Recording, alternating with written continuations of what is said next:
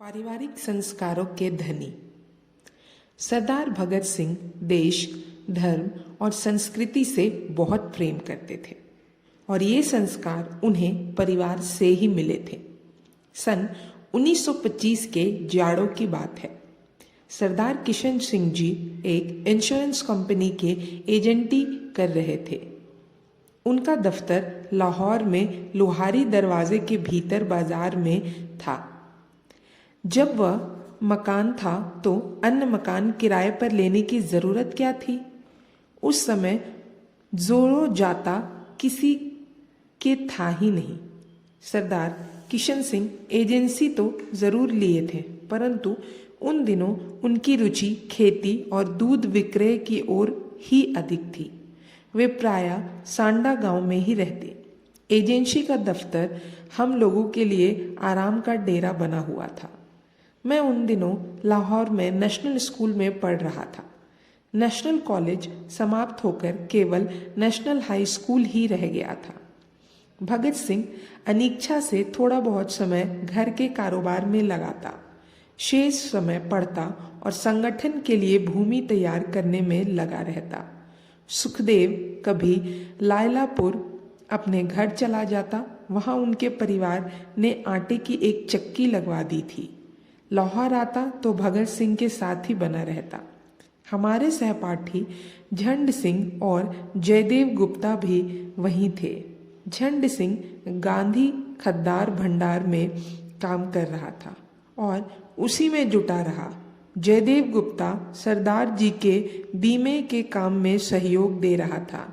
खाना हम लोग किसी तंदूर पर खा लेते और दफ्तर में बिछी दरी पर बिस्तर लगाकर रात काट देते। दफ्तर में मेज कुर्सी मौजूद होने से पढ़ने लिखने की भी सुविधा थी। एक दिन स्कूल में छुट्टी थी। दूसरे लोग मकान पर मौजूद नहीं थे। मैं अपनी सनक में मेज पर बैठा कोई लेख या कहानी लिख रहा था। मेज के नीचे टीन की क्या चीज़ पड़ी है उसका ख्याल ना कर उस पर जूते जमा कर रख लिए थे। संभव है अचेतन रूप से ही सही धारण रही हो कि रद्दी की टोकरी है। लिखते समय विचारों को ठेलने के लिए मेज के नीचे उस टीन की चीज को जूते से एड़ दिया जा रहा था। जीने पर भारी कदमों से धम-धम करते हुए एक वृद्ध सिख सज्जन अपने ग्रामीण वेश में ऊपर दफ्तर में आए।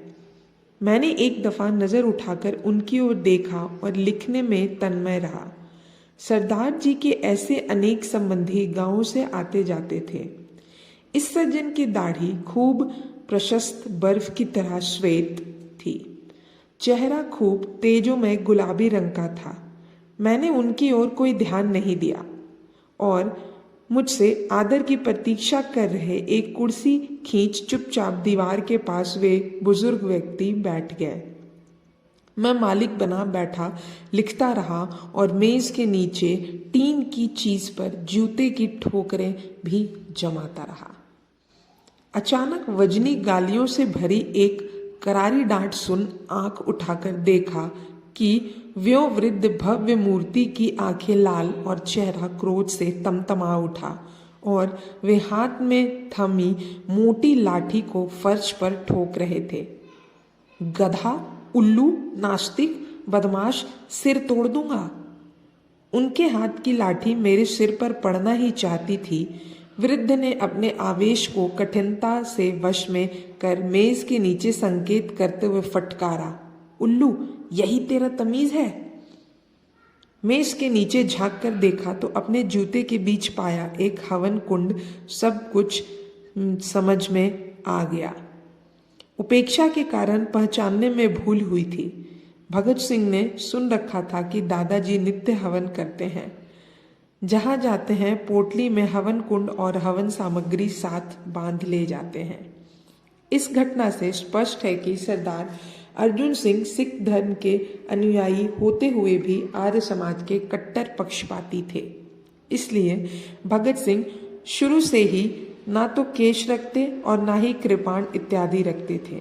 लेकिन जब सिख संप्रदाय का आंदोलन छिड़ा तो तमाम युवकों ने उसमें हिस्सा लेना शुरू किया। भला भगत सिंह उसमें कैसे पीछे रह सकते थे। गांधी जी का असहयोग आंदोलन हो चुका था, लेकिन भगत सिंह का जोश ठंडा नहीं हुआ था। फलस्वरूप उन्होंने गुरुद्वारा आंदोलन में खूब जमकर हिस्सा लिया। गुरुद्वारा आंदोलन में भाग लेने वाले सभी सिख थे। इस आंदोलन में भाग लेने वाले सिखों के प्रति श्रद्धा के कारण भगत सिंह ने भी सिर पर केश रख लिए। वह अकाली हो गए।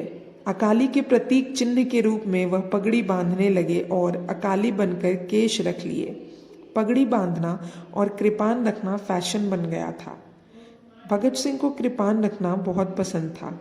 यह इसलिए कि कृपान के आधार पर सरकार द्वारा लगाए हुए प्रतिबंध का विरोध करने के लिए सिखों ने कृपान आंदोलन चलाया था और सरदार लोग 3 फुट 4 फीट लंबी तलवारें हाथ में लिए कानून भंग करते थे। लिखने को तो भगत सिंह ने एक आलेख लिखा था कि मैं नास्तिक क्यों हूँ, लेकिन उसमें पहले उन्होंने यह लिखा था कि वे आर्य समाज और आर्य समाज के संस्थापक स्वामी दयानंद सरस्वती के प्रति उनकी गहरी निष्ठा है। इसका कारण धर्म नहीं वरन इसका कारण था स्वामी दयानंद सरस्वती का क्रांतिकारी होना। कहते हैं कि जंग के सूत्रधार स्वामी दयानंद ही थे और अनेक क्रांतिकारी, चाहे रामप्रसाद बिस्मिल हो या लाला हरदयाल, श्यामजी कृष्ण वर्मा या वीर सावरकर, सभी के आदर्श गुरु स्वामी दयानंद ही थे। यही कारण है कि क्रांतिकारियों का गुरु होने के कारण स्वामी दयानंद सरस्वती के प्रति भगत सिंह के हृदय में भी अपार श्रद्धा और सम्मान था। यही खत्म होती है यह भाग, पारिवारिक संस्कारों के धनी भगत सिंह।